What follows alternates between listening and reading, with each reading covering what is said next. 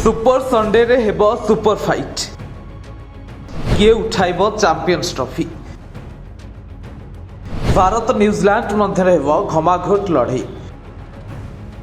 Super Sunday रे champions trophy final fight.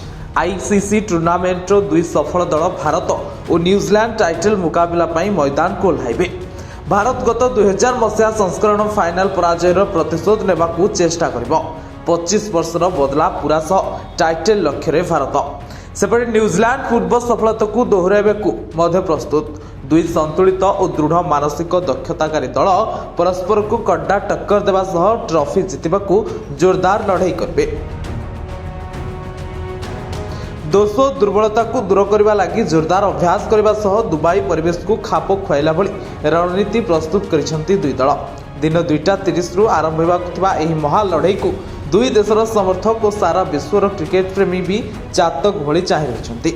सेपटे भारत सह चिर प्रतिद्वंदी पाकिस्तान ने मैच को नहीं प्रबल उत्साह देखा मिली। तेबे भारत फाइनाल जीवा परे पूर्व निष्पत्ति अनुसार चैंपियंस ट्रॉफी फाइनाल दुबई खेला जाउछि। एभली स्थिति रे पाक प्रशंसक भारत अपेक्षा न्यूजीलैंड उपरे अधिक आस्था प्रकट करछन्ति।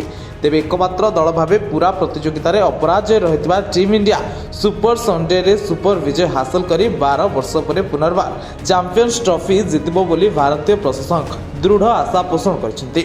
आईसीसी टूर्नामेंट फाइनाल रे उभय दल परस्पर को दुई थर भेटी सारिछन्ति और न्यूजीलैंड उभय मैच रे विजय होइछि।